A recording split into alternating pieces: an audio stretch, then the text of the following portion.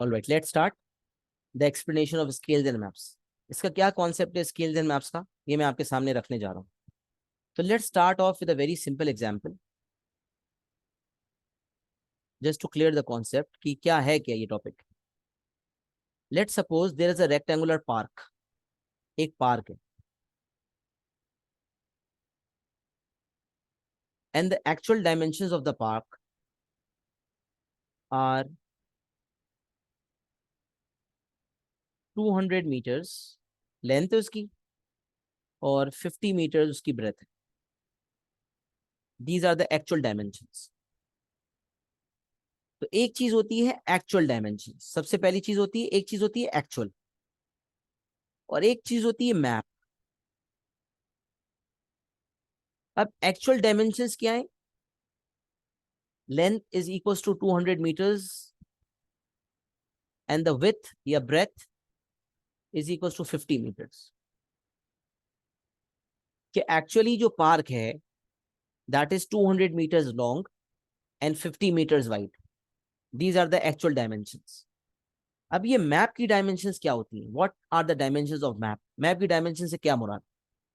तो मैप की डायमेंशन से मुराद ये है कि जब मैं एक एक्चुअल चीज को पीस ऑफ पेपर पे ड्रॉ करूंगा, एक मैप पे ड्रॉ करूंगा, होता है ना आर्किटेक्चर्स जो है, when they are constructing buildings, the actual dimensions of buildings are different, but when they are preparing a model, जब वो एक मॉडल प्रिपेयर करते हैं कि भाई कैसी बिल्डिंग होगी, कितनी लिफ्ट्स होंगी, तो एक्चुअल बिल्डिंग तो इतने बड़े साइज की होती है, लेकिन वो इतने छोटे से मॉडल के अंदर पूरी बिल्डिंग दिखाती है। तो एक्चुअल चीज इतनी बड़ी, और जब मैप पर उसको लाया गया या मॉडल बनाया गया या उसको पीस ऑफ पेपर पे लिखा गया तो बहुत छोटा सा। तो यहां पर भी यूज स्केल्स, स्केल का इस्तेमाल करते हैं, हम स्केलिंग करते हैं। यूजुअली हम कहते हैं ना, हम स्केल लाओ, स्केल दो, I draw a line, scale दो मैं लाइन बनाऊंगा। तो यूजुअली वो मैथमेटिकल इंस्ट्रूमेंट जो जो उसको हम स्केल कहते हैं, mathematically it's called a ruler, उसको हम रूलर कहते हैं। अच्छा, इसको the examiner, the chemistry examiner at times calls it a straight edge, EDGE, edge होती है ना, एजेस, उसको स्ट्रेट एज भी कहता है एट टाइम्स। तो रूलर या स्ट्रेट एज। अच्छा, स्केलिंग दरअसल ये है कि अगर मुझे किसी एक्चुअल चीज का मॉडल बनाना है, किसी एक्चुअल चीज को पीस ऑफ पेपर पे या मैप पे बनाना है, तो आप मुझे बताएं ना, मेरा जो पेपर है 1 मीटर का रूलर इतना बड़ा होता है, तो 200 मीटर्स तो इतना बड़ा हो गया कि मैं बना ही नहीं सकता ना। तब मुझे अगर पीस ऑफ पेपर पर बनाना है तो मैं क्या करूं, क्या तरीका है? तो एक स्केल का इस्तेमाल होता है। तो स्केल क्या हो सकता है ये भी देख लें। तो मैं यहाँ स्केल दे देता हूं।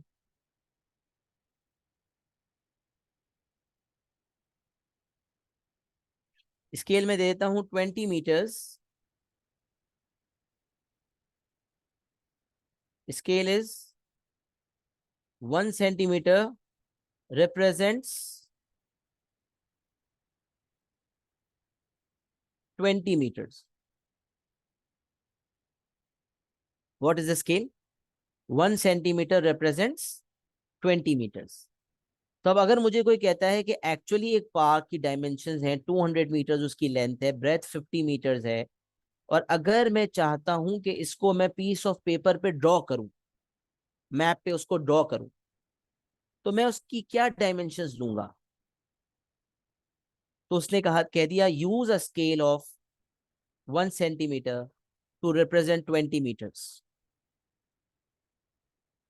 अब मैं आपसे सवाल पूछता हूं, अगर मैं यही एक्चुअल डायमेंशंस वाला पार्क मैप पे बनाना चाहता हूं, तो 200 मीटर्स की लेंथ को दिखाने के लिए कितने सेंटीमीटर की लाइन बनानी पड़ेगी? चैट पे पार्टिसिपेट करें।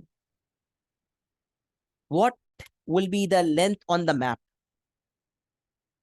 What will be the length on the map? How many centimetres as per the given scale? What length, how much length will I have to draw? Draw करने के लिए कितने centimetre की line बनेगी length के लिए? Everyone needs to participate. Correct और wrong answer से लेना देना नहीं होता हमारा। Our focus is on participation.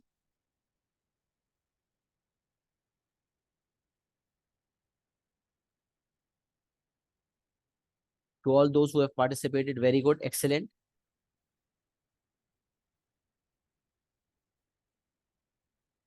सब अटेम्प्ट करें इंशाल्लाह, जितने भी पार्टिसिपेंट्स हैं अटेम्प्ट करें।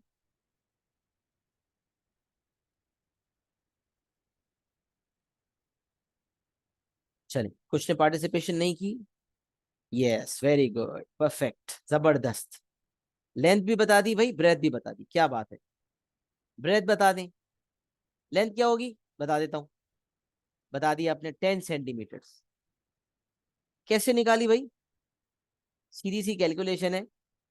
1 centimetre represents 20 metres.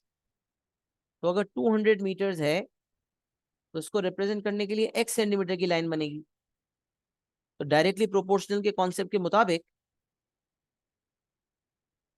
Will cross multiply, और क्रॉस मल्टीप्लाई अगर मैं करूंगा तो ये वर्किंग के मुताबिक ये हो जाएगा 20x equals 200 and x is equals to 10। अब ये मेंटल कैलकुलेशंस भी हो सकती हैं जो आप लोगों ने तकरीबन ने मेंटल की हैं। मैंने थोड़ी वर्किंग बता दी कि अगर किसी को प्रॉब्लम हो रहा है तो वो ये वर्किंग कर सकता है। 20x is equals to 200, x equals to 10। तो length is 10 centimetres. What will be the breadth? Breadth क्या होगी? लेंथ 10 सेंटीमीटर हो गई, ब्रेथ क्या हो गई भाई? पार्टिसिपेट करें, ब्रेथ बताएं।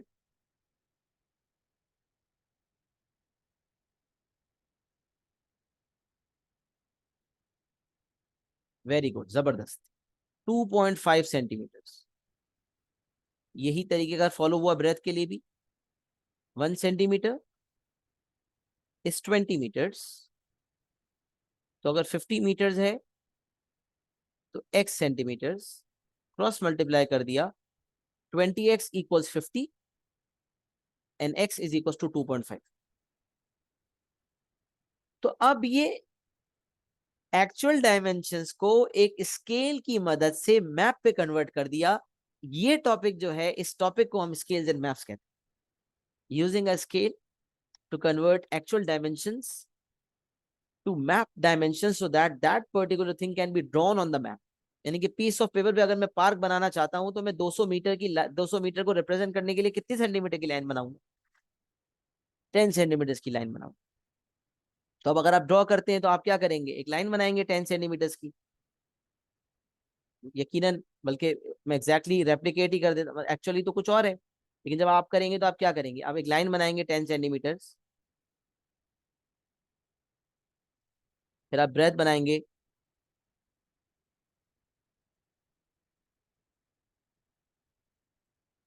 तो अब ये आपका जो है वो ये रेक्टेंगल बन गया। आपने कहा दिस विल बी 10 सेंटीमीटर। ये जो पार्क है ये इसकी एक्चुअल डायमेंशन है। और जो इसका मैप वाला पार्ट है, मैप पे जो मैं बनाऊंगा तो 10 सेंटीमीटर की लेंथ बनाऊंगा और 2.5 सेंटीमीटर की विड्थ बनाऊंगा, ब्रेथ।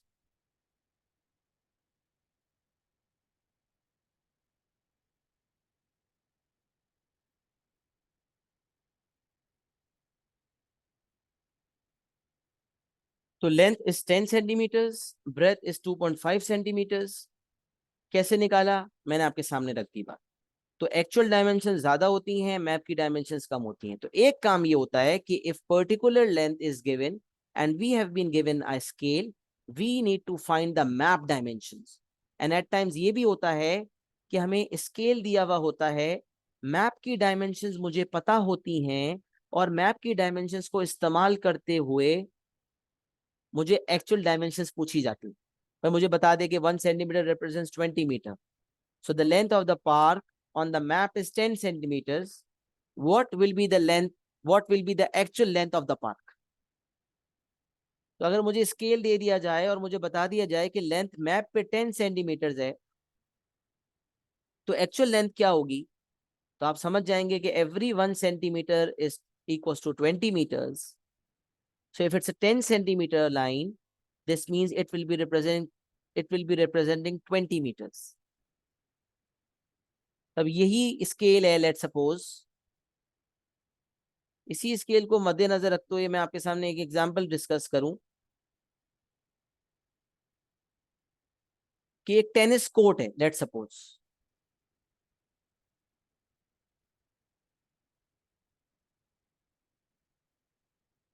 और टेनिस कोर्ट जो है, उस टेनिस कोर्ट की जो लेंथ है दैट इज 500 मीटर्स या 600 मीटर्स। नहीं, लेंथ नहीं दी हुई, लेंथ ऑन द मैप दी हुई।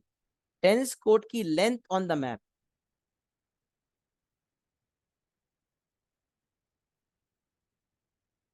Is 50 centimetres. 50 सेंटीमीटर भी बहुत ज्यादा हो गया वैसे तो, इसको हम कर देते हैं 15 सेंटीमीटर, ज्यादा बेहतर है, सही। एक टेनिस कोर्ट है, उसकी length on the map 15 centimetres है, और आपसे कहा जा रहा है find the actual length, find the actual length of the tennis court. तो एक हिस्सा ये था कि आपको स्केल दिया हुआ है, एक्चुअल डायमेंशंस पता है, मैप की डायमेंशंस मांगी गई।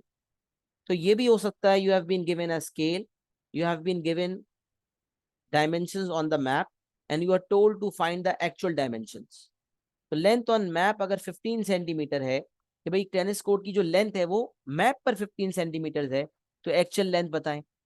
तो जनाब क्या होगी एक्चुअल लेंथ, पार्टिसिपेट करके बताएं, what will be the actual length.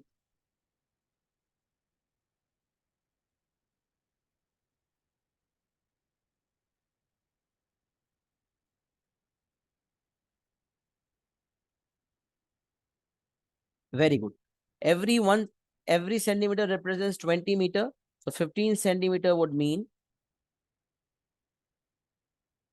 15 multiplied by 20. This will give us the answer 300 meters. तो मेरा आंसर आ गया 300 मीटर्स। ये क्या हो गया, ये मेरी एक्चुअल डायमेंशंस हो गई, एक्चुअल डायमेंशन हो गई, एक्चुअल लेंथ हो गई 300 मीटर्स। तो इस तरह का सवाल आ जाता है। अच्छा, फिर मुझे बाज़ औक़ात कहता है कि जब आपने जो स्केल दिया है ना, तो कहता है रेशो निकालो। रेशो का मैं ऐसे ही कॉन्सेप्ट देता हूँ।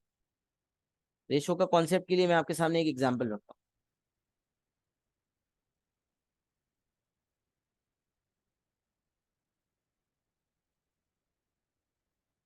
एक एग्जाम्पल रखता हूँ। Let's suppose the examiner is saying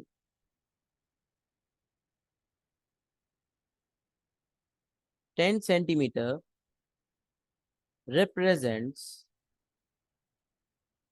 500 meters.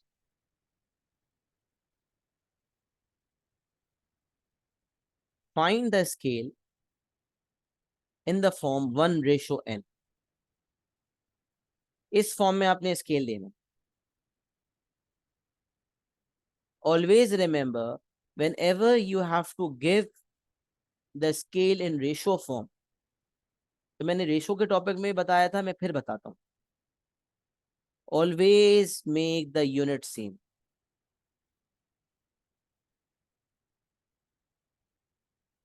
Unit को सेम कर दें तो रेशो आएगा। क्यों?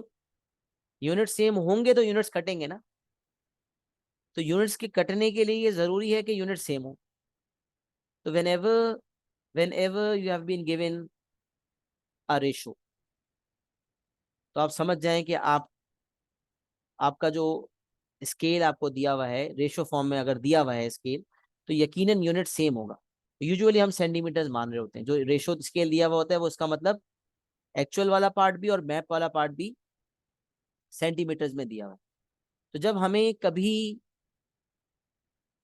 रेशो निकालना हो तो we make the unit same, और बेस्ट अप्रोच है सबको छोटे यूनिट में कर दिया जाए, और सबसे छोटा यूनिट किलोमीटर, मीटर और सेंटीमीटर में सेंटीमीटर है। इससे भी छोटा यूनिट हम यूज करते हैं मिलीमीटर, बट यूजुअली इसके मैप से हम सेंटीमीटर, मीटर और किलोमीटर देखते हैं। मिलीमीटर आएगा तो फिर सबसे छोटा मिलीमीटर होगा। अभी क्योंकि हम सेंटीमीटर और मीटर्स की बात कर रहे हैं और सबसे छोटा सेंटीमीटर्स है, लिहाजा हम इस तरह से कह सकते हैं 10 सेंटीमीटर रेशो। अच्छा, 500 मीटर्स, डू वी नो हर मीटर में कितने सेंटीमीटर्स होते हैं?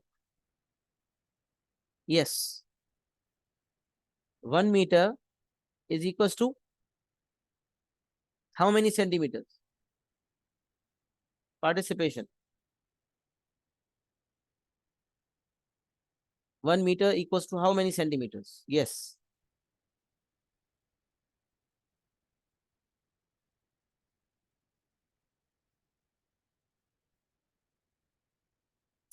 Very good. 1 metre is equals to 100 centimetre. तो अगर मैं 500 मीटर्स को कन्वर्ट करना चाहता हूँ सेंटीमीटर्स में, तो I will multiply every single metre is 100 centimetre. 500 metres कितने सेंटीमीटर होंगे? तो 500 को हम 100 से मल्टीप्लाई कर देंगे, तो 500 मल्टीप्लाई बाय 100 हो जाएगा 50,000। तो 10 सेंटीमीटर रेशो 50,000 सेंटीमीटर। और जब यूनिट सेम हो गया तो यूनिट कट गया, यूनिट कटेगा तभी तो रेशो फॉर्म में आंसर आएगा।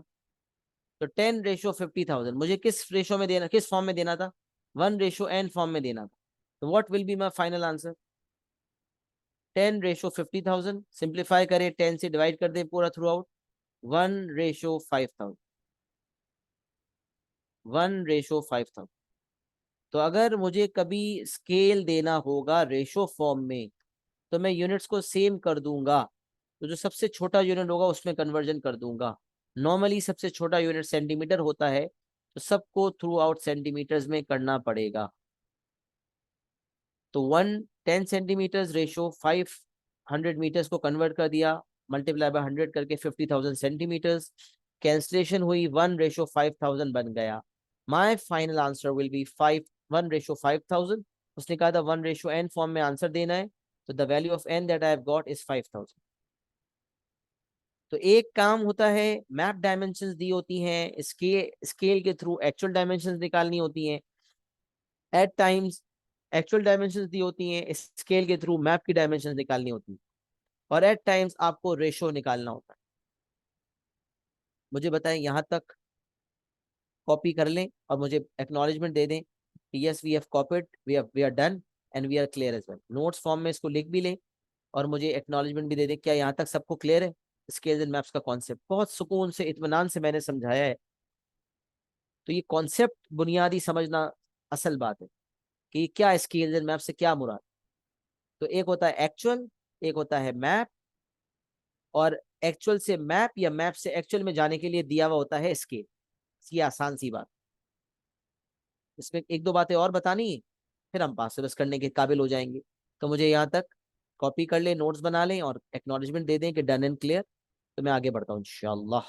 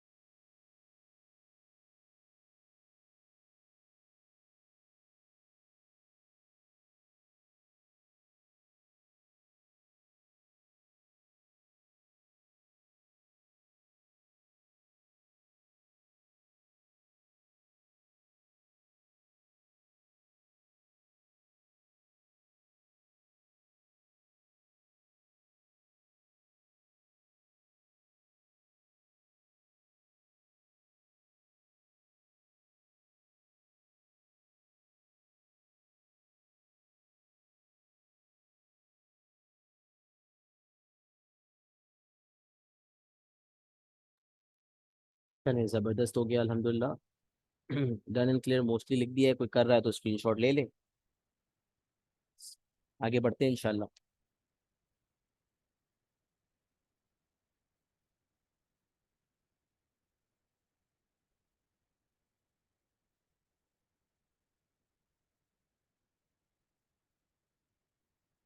सब देखें, एक चीज हो गई conversion from actual to map dimensions and from map to actual dimensions, और एक हो गया रेशो सेम करने वाली चीज। अब एक एग्जांपल आपके सामने और रखते हैं, एरिया जिसमें निकालना होता है। तो एक चीज इस तरह से अक्सर डिफाइंड होती है, एग्जांपल लेकर समझाता हूँ। 5 सेंटीमीटर रिप्रेजेंट्स 10 किलोमीटर्स, या 100 किलोमीटर्स भी हो सकता है, कुछ भी कर सकते हैं। सही है? ये आपको स्केल दिया हुआ है और आपको कहा जा रहा है कि एरिया जो है, actual area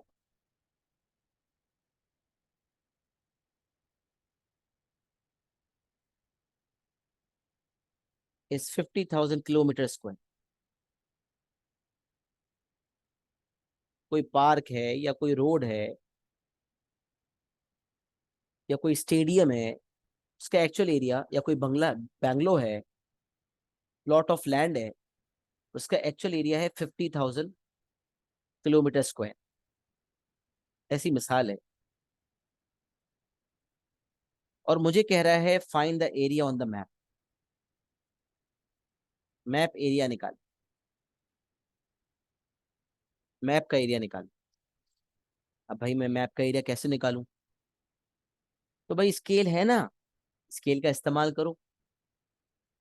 please remember that the scale that has been given to us is to be used for conversion of lengths, not for the conversions of area. ये जो स्केल होता है ये एरिया की कन्वर्जन के लिए नहीं होता, ये लेंथ की कन्वर्जन के लिए होता है। तो अगर आपको एरिया की कन्वर्जन करनी है तो फिर आपको इस स्केल को रिवाइज करना पड़ेगा। कैसे, वो देखें।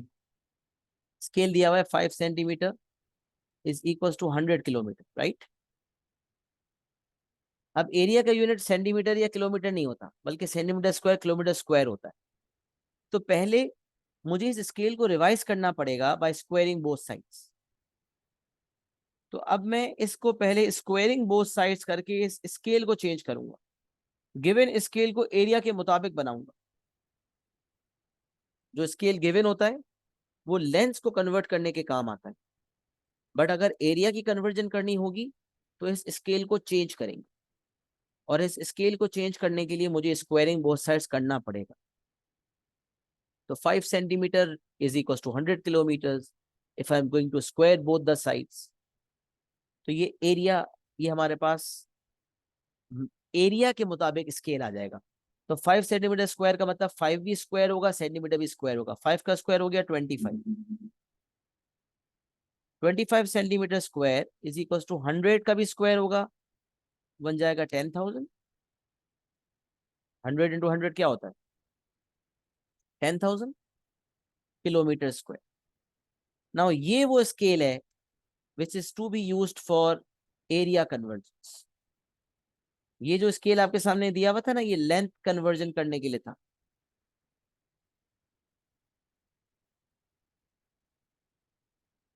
और ये जो स्केल आपको आपके सामने दिया हुआ 25 सेंटीमीटर इक्वल टू 10,000, ये एरिया कन्वर्जन के लिए यूज होगा।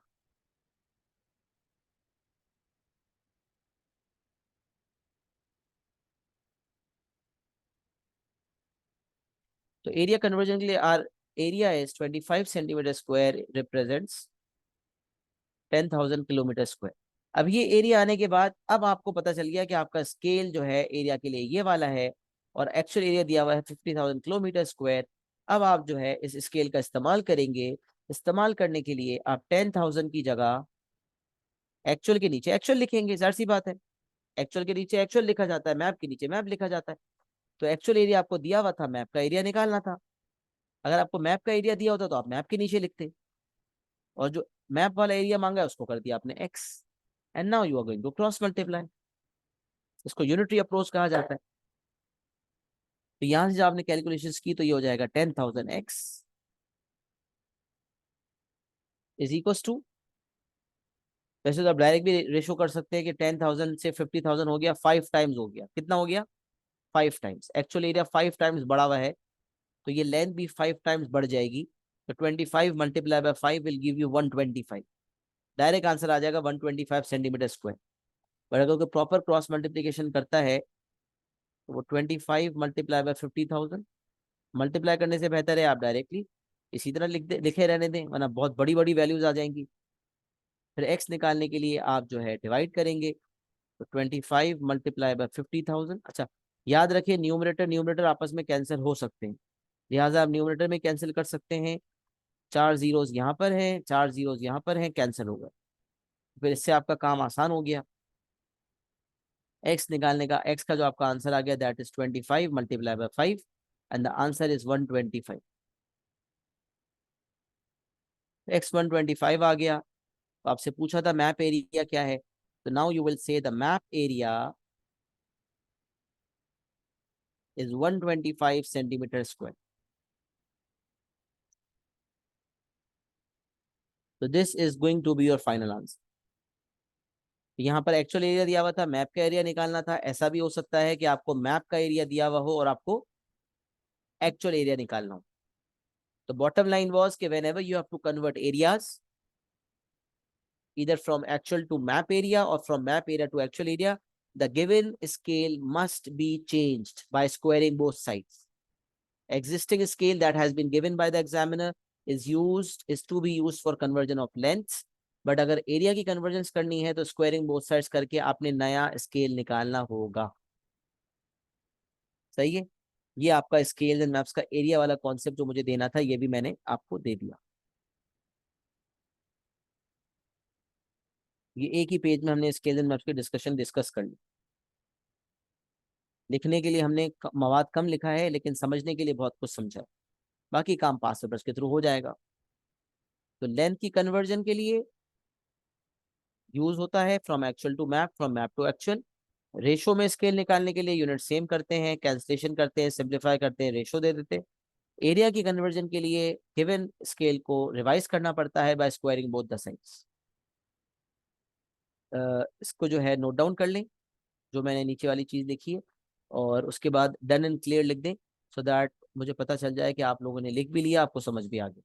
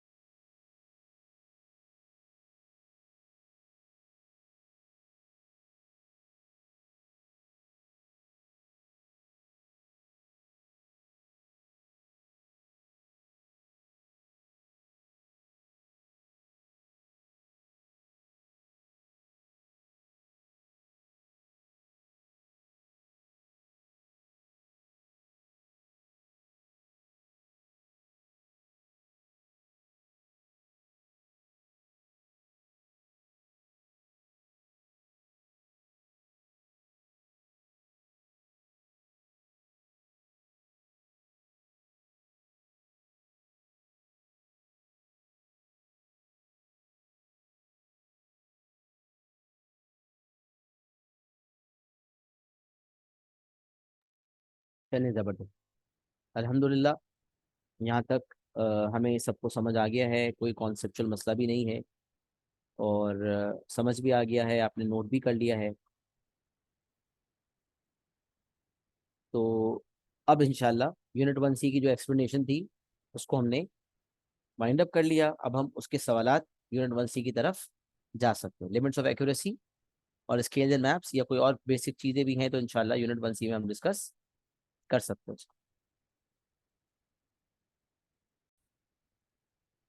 Alright, let's do the questions now.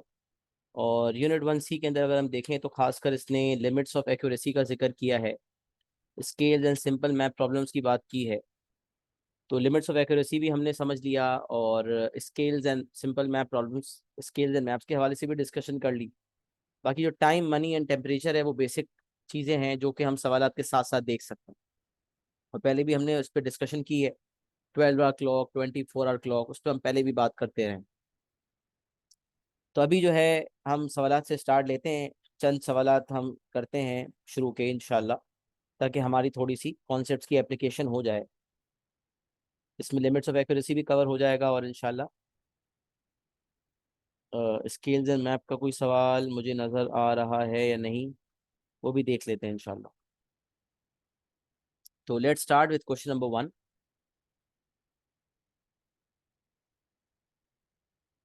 The rate of exchange between Swedish krona and British pounds was 12.90 krona is equals to pound 1।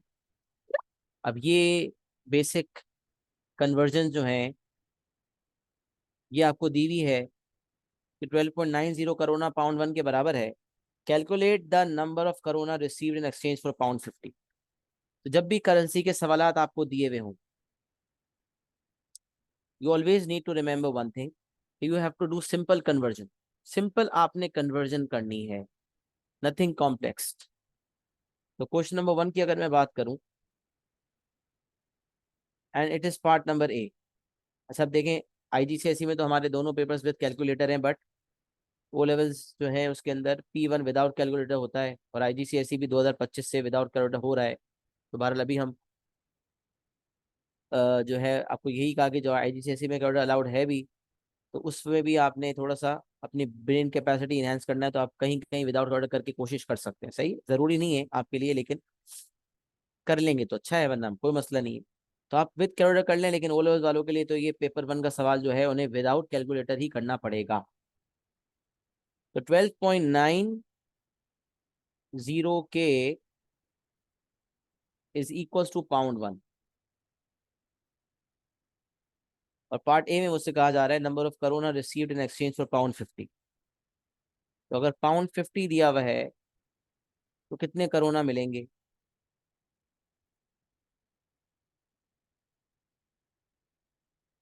सही है, तो इसका मतलब सिंपल आपको क्रॉस मल्टीप्लीकेशन करनी। तो x multiply by 1 is x, and 12.90 या 12.9 या 12.90 मल्टीप्लाई बाय 50।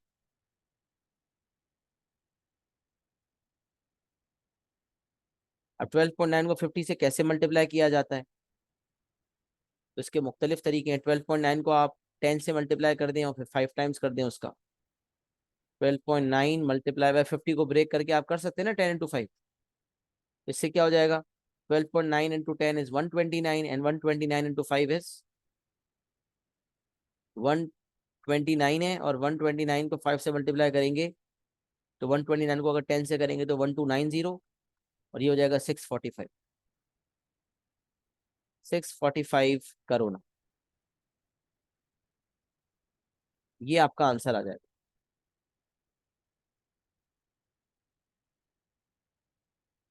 645। सब कोई कहता है नहीं मेरी मेंटल इतनी अच्छी नहीं है, मुझे कोई और तरीका बताएं, तो ये भी कर सकता है। 12.90, 12.9 मल्टीप्लाई बाय 50। मल्टीप्लीकेशन का उसूल ये है कि पहले जीरो से सबको मल्टीप्लाई करें, 0 9 ज़ा 0, 0 2 ज़ा 0, 0 1 ज़ा 0। फिर एक क्रॉस बनाएं, अब 5 को मल्टीप्लाई करें, 5 9 ज़ा 45।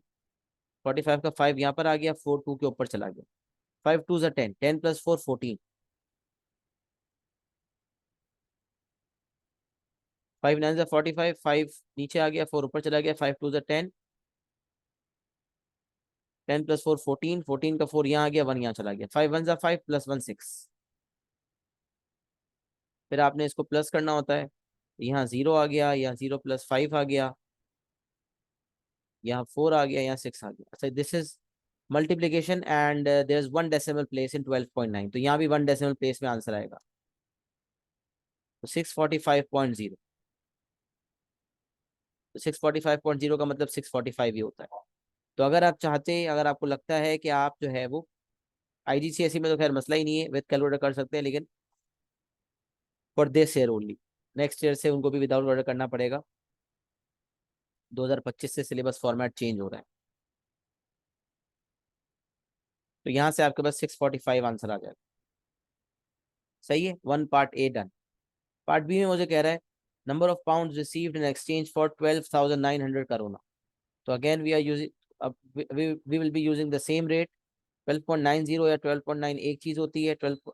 अच्छा, करेंसी के सवाल में मैंने आपको बताया कि whenever currency question are involve, in currency question we always give answers correct to 2 decimal places. Currency के क्वेश्चन में हमेशा हम आंसर को 2 डेसिमल प्लेसेस में देते हैं। तो 12.9 के या 12.90 भी कर सकते हैं, not a big deal at all, is equal to £1। तो 12,900 करोना जो है कितने पाउंड्स के बराबर होगा? तो यहाँ से आंसर आ जाएगा x। Now if you are going to cross multiply, तो ये हो जाएगा 12.9x is equal to 12,900, and then x is equal to 12,900 divided by 12.9। अब इसका तरीका ये है कि डेसिमल हटाने के लिए आप 10 से मल्टीप्लाई भी कर, एक डेसिमल हटाना है तो डिनोमिनेटर को 10 से मल्टीप्लाई करेंगे, तो ना सिर्फ डिनोमिनेटर को करेंगे बल्कि न्यूमरेटर को भी करेंगे। तो 129,000 हो जाएगा, और नीचे हो जाएगा 129। 129 वन जा, 129 वन जा, ये हो गया 1000। एक्स का आंसर आ जाएगा 1000 पाउंड। पाउंड 1000। ये आपका पार्ट बी का आंसर आ जाएगा, पाउंड 1000। आंसर में आप चेक कर सकते हैं 1000 पाउंड। तो ये क्वेश्चन नंबर 1 पूरा मैंने आपके सामने विदाउट कैलकुलेटर करके बता दिया। तो when ever, bottom line is when ever exchange rate दिया हुआ है कि भाई इतने डॉलर्स इतने पाउंड्स के बराबर हैं, या इतने रुपी इतने डॉलर्स के बराबर है, तो फिर जब हमें एक्सचेंज रेट पता चल जाए, इसको कहते हैं एक्सचेंज रेट। ये जो दिया है ना 12.90 koruna is equal to £1, this is known as exchange rate. whenever exchange rate is given and one of the currencies is given, we can find the other one। तो पाउंड दिया हुआ है तो करोना आ सकता है, करोना दिया हुआ है तो पाउंड आ सकता है, एज सिंपल एज दैट। सही है जनाब। तो ये £1000 आपका आंसर आ गया। यहाँ तक मुझे बताएं, क्वेश्चन नंबर 1 सबको क्लियर है? एक्नॉलेज करें, is done and clear.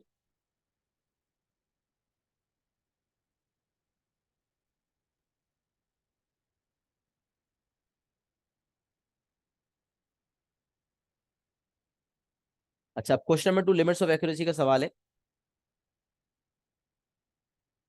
Question number 2,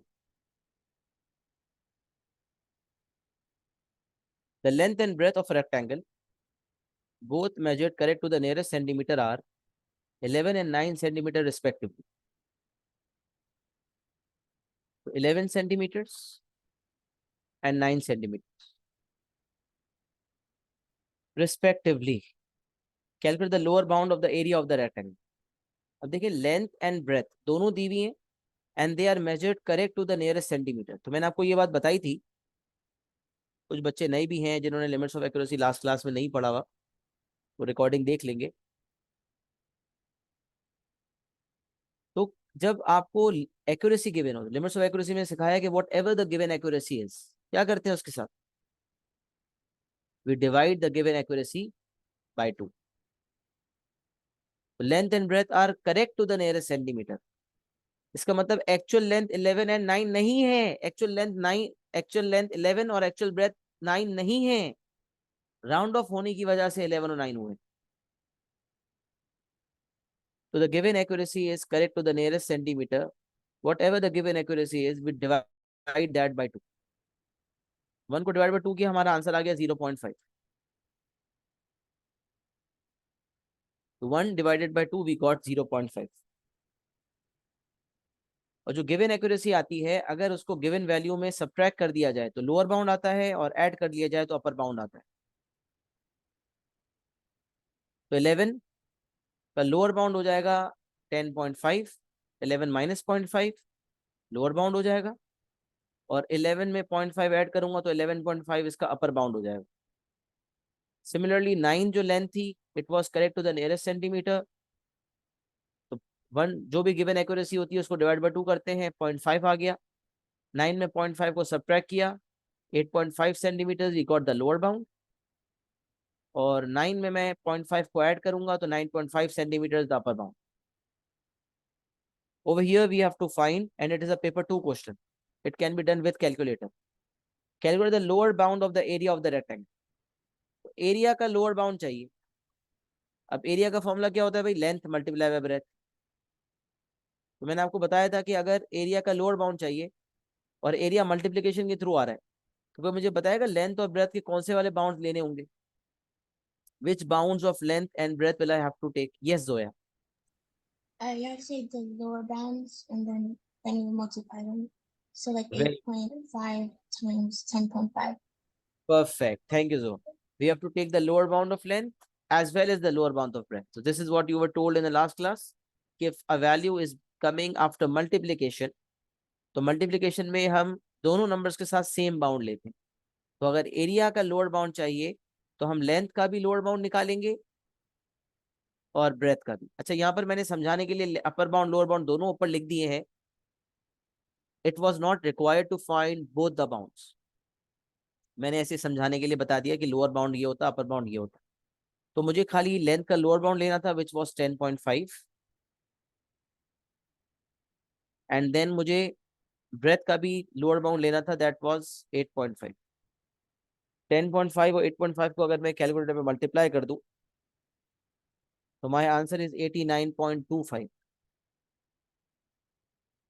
89.25 centimetre square, ये मेरा एरिया हो जाएगा। Area is equal to 89.25 centimetre square. सही है जी। Question 2 is also done. अगर आपको समझ आ गया है और आपने नोट भी कर लिया है तो डन एंड क्लियर लिख दें so that I can move forward.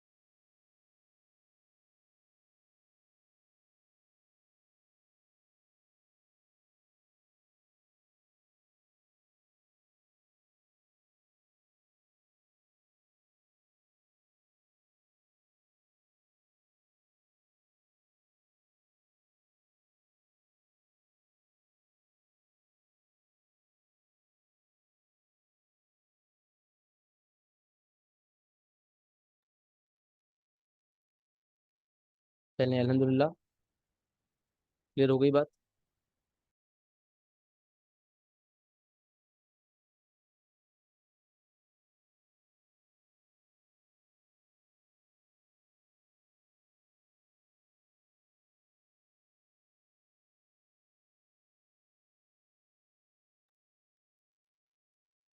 Yes, everyone is clear. कुछ लोगों ने एक्नॉलेजमेंट नहीं दी, वो दे दे। Moving on towards question number 3। Mary pays a bill for rupees 47.45 with a rupees 100 note. How much change should she receive? 100 rupees के note से 47.45 का बिल पे किया। इट्स वेरी सिंपल ना। 47.45 से आपको रुपीज 100 की तरफ जाना,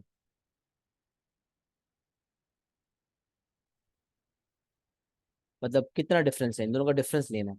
तो 100 माइनस 47.45, इतने खर्च हो गए, बाकी बच गए सब। अब माइनस करने का तरीका ऑफिशियल डिफरेंट है। मेंटली अगर कोई करना चाहता है तो 47.45 से 48 तक पहुंचेगा 0.55, 50 तक पहुंचेगा 2.55, 100 तक पहुंचेगा तो 50 मजीद हो जाएंगे, तो 52.55। अब मेंटली भी ये काम हो रहा है। तो how much change should she receive? She will receive 52.55 rupees. अच्छा, कोई बोला नहीं भाई मेरे मेंटल कैलकुलेशन इतनी स्ट्रांग नहीं है, तो 100 में से 47.45 अगर माइनस करना है, तो एडिशन सब्ट्रैक्शन का उसूल कहता है डेसिमल को एक साथ रखें,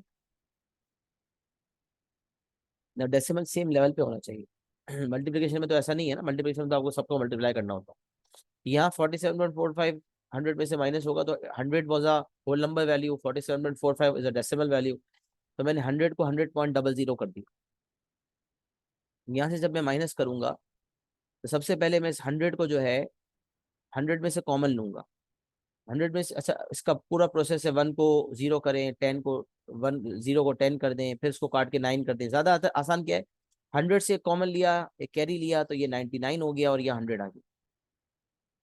अच्छा, इसमें ज्यादा बेहतर यही है कि आप 100 - 45 मेंटली डायरेक्ट कर लें, वरना इसका ये भी तरीका है कि 10 है, 10 को काट के 1, तब 10, ये 9 हो जाएगा, यहाँ 10 आ जाएगा, 10 - 5 आ जाएगा 5, और 9 - 4 हो जाएगा 5।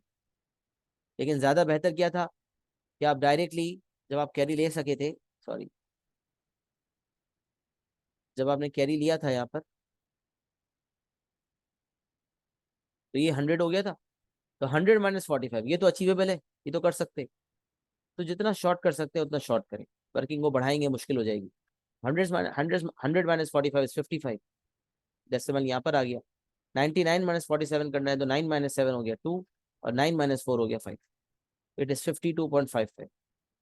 तो आप जिस तरह से भी सब्ट्रैक्शन करने में, आईजीसीएसई में तो खैर विदाउट कैलकुलेटर कोई चीज है ही नहीं, लेकिन कभी कभार कहता है using without using a calculator show all the working. तो आपने वर्किंग सारी शो करनी होती है times, so you need to know कि अगर किसी सवाल में उसने कह दिया do not use a calculator, तो आपने फिर कितना ध्यान रखना है उस चीज के अंदर, ये आपको पता होना चाहिए।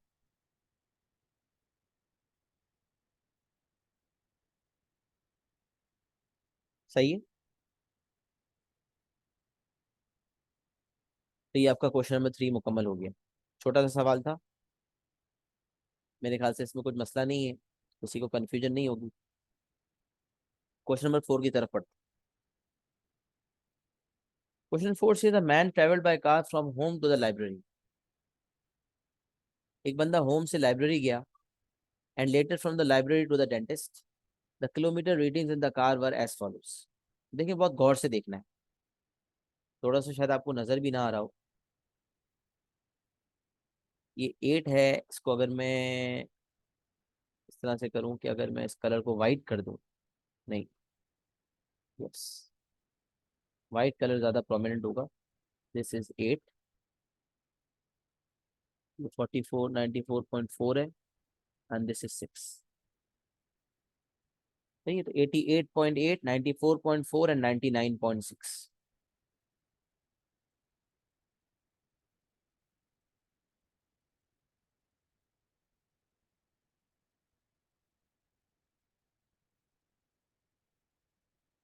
अच्छा जी, तो हम क्वेश्चन 4 पे, हमें कह रहा है man travelled by car from home to the library. पहले होम से लाइब्रेरी गया, तो कार की जो मीटर रीडिंग थी that was 88.8 kilometres at home, at the library it was 94.4, and then at the dentist it was 99.6। The kilometre readings in the car were as follows. Kilometre readings दी हुई। Part number A says the man pass the cinema between home and the dentist. Home और dentist के दरमियान जो है, home और dentist के दरमियान, the man pass the cinema between home and dentist. Home और डेंटिस्ट के दरमियान एक सिनेमा से गुजरा। Eight the cinema the man had travelled half the distance between home and the dentist. Home and dentist के दरमियान जितनी डिस्टेंस है उसकी हाफ डिस्टेंस वो कवर कर चुका था सिनेमा तक। होम से सिनेमा तक हाफ डिस्टेंस होगी, half of what the distance between home and dentist was. At the cinema, the man had traveled half the distance between home and the dentist. Calculate the distance traveled between the cinema and the library. Distance traveled क्या है? Distance traveled क्या होगी? Calculate करें the distance traveled between the cinema and the library. जनाब क्या करेंगे? बताएं, कोई participation they. What are we going to do? क्या करेंगे बताएं?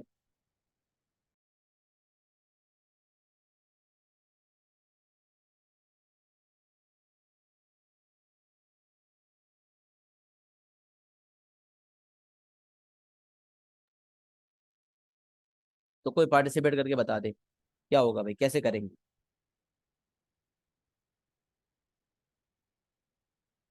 Yes, any leads, anyone can guide? कोई पार्टिसिपेट करना चाहता है?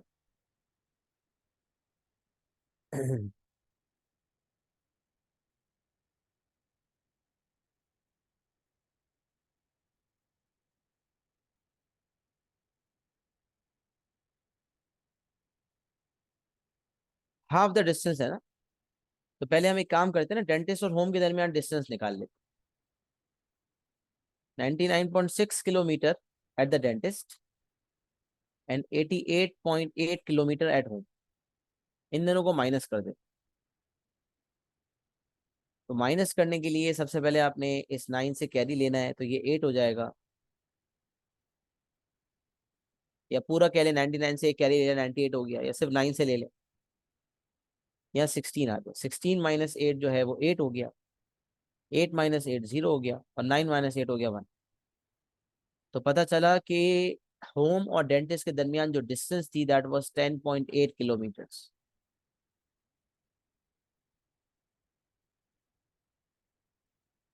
अच्छा, अब सवाल क्या कह रहा है? Distance travelled between the cinema and the library.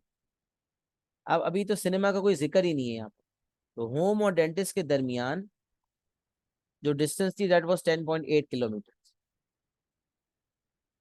तो होम से सिनेमा तक का हाफ हाफ डिस्टेंस होगा ना, 10.8 का हाफ होगा, तो इट इज 5.4 किलोमीटर। तो पहले एक काम करते हैं, 10.2 का हाफ करते हैं, 10.8 का हाफ करते हैं, 10.8 डिवाइडेड बाई 2, ये हो जाएगा 5.4। जब वो घर से निकला 88.8 की रीडिंग थी, अब 5.4 इसने कवर किया, तो वो सिनेमा पे आ गया। सिनेमा में मीटर रीडिंग क्या हो रही होगी ये देखना है। 8 + 4 12, 2 यहाँ पर आ गया, 1 यहाँ आ गया, 1 + 8 9, 9 + 5 14, 4 यहाँ पर आ गया, 1 यहाँ पर आ गया, 1 + 8 9, और डेसिमल के नीचे डेसिमल 94.2। 94.2 किलोमीटर रीडिंग थी गाड़ी की जब वो सिनेमा में था।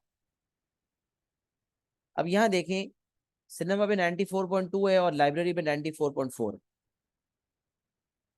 तो वो पूछ रहा है कि this is eight the cinema and eight the library it is 94.4। 94.4 at the library and at the cinema the reading was 94.2. We need to find the difference between the library and the cinema. 4 minus 2 आ गया 2, 94 minus 94 आ गया 0, the difference is 0.2 kilometers. तो यही 0.2 kilometre मेरा final answer बन जाएगा। This is going to be my final answer. तो question number 4 part A, 0.2 kilometres, 0.2 kilometres. तो ये क्या हो गया जनाब? दिस इज 4 पार्ट, या क्वेश्चन 4 का पहला पार्ट। अब आ जाते हैं पार्ट नंबर बी की जाने। The man pass the cinema between home and the dentist. At the cinema the man had travelled, ये हो गया part B. The given readings are accurate to the nearest 10th of a kilometre. तो ये क्या दिया हुआ है? This is given accuracy, accuracy given है। The given readings are accurate to the nearest 10th of a kilometre. तो मैंने आपको बताया था ना एक्यूरेसी को, बताएगा नियरेस्ट 10th एक्यूरेसी में क्या करना होता है। Nearest 10th of a kilometre, ठीक। और माइक पे बताना चाहे nearest 10th of a Um, kilometre. Yes, we divide 0.1 by 2. Very good, perfect. Firstly we divide 0.1 by 2 because nearest 10th का मतलब होता है 1/10। The given accuracy is 0.1 and limits of accuracy का उसूल कहता है कि जब भी एक्यूरेसी गिवन होगी उसको डिवाइड बाय 2 करेंगे। तो nearest tenth का मतलब the given accuracy is 1/10 which is 0.1. We divide it by 2 and we will get 0.05. 0.1 divided by 2 किया 0.05 आ गया. Calculate the upper bound for the distance traveled between home and the dentist. Home और dentist के दरमियान जो distance है उसका upper bound निकालना है. अच्छा क्या करेंगे? What will be the step? क्या करना पड़ेगा बताएं, कोई बताएगा?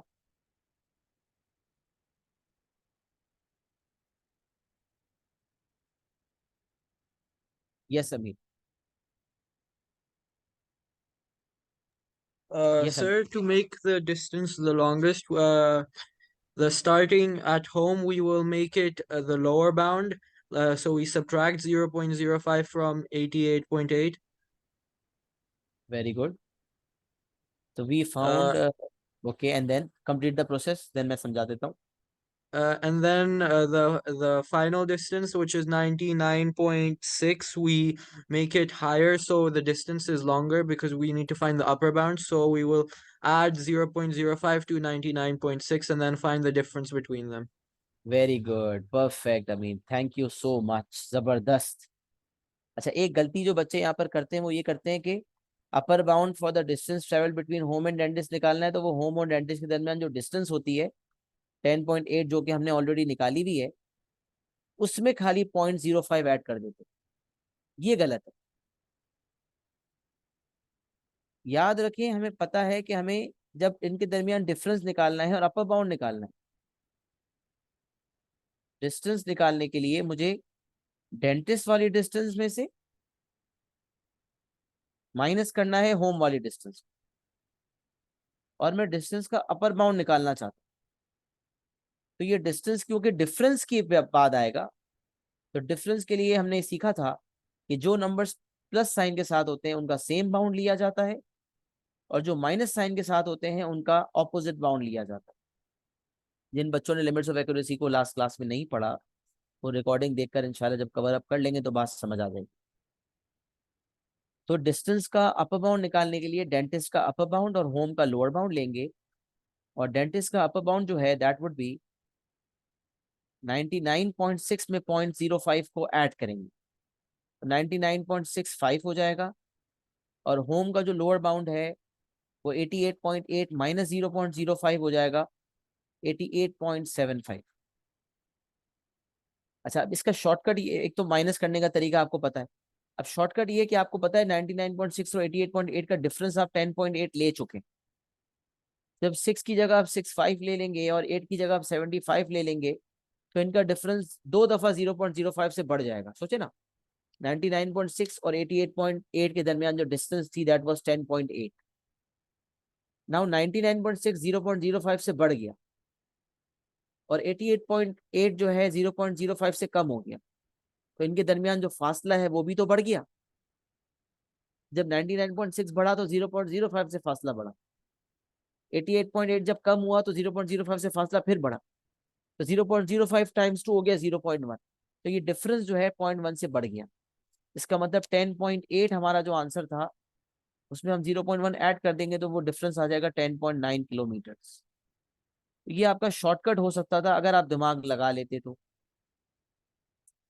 अगर आप यहाँ दिमाग नहीं लगाते तो फिर आप यही माइनस करते, 99.65 में से आप 88.75 को माइनस करने बैठते, 5 में से 5 को माइनस करते 0 आ जाता, 6 में से 7 माइनस हो नहीं सकता था, इसको आप 8 बना देते, ये 16 हो जाता.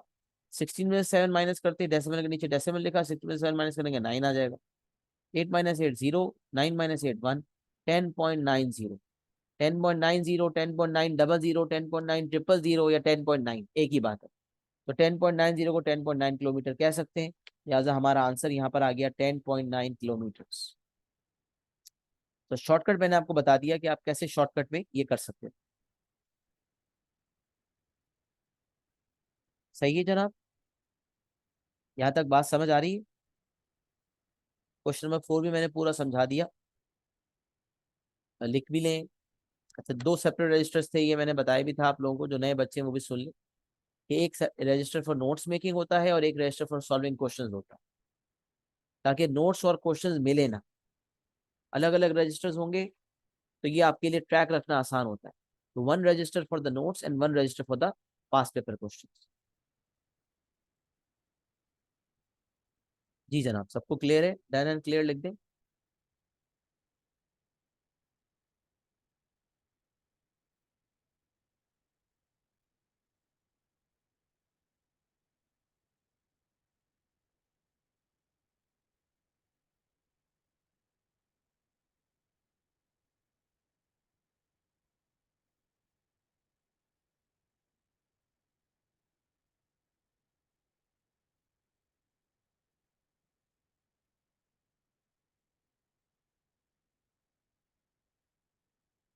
चलिए अलहमदिल्ला, क्वेश्चन नंबर 4 भी हमारा मुकम्मल हो गया।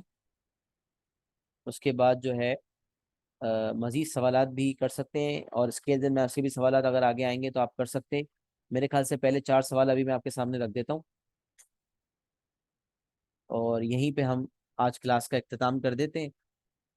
इस एक्सरसाइज के आपको जितने भी सवाल आते हैं इंशाल्लाह आपने इसको अटेम्प्ट करना है।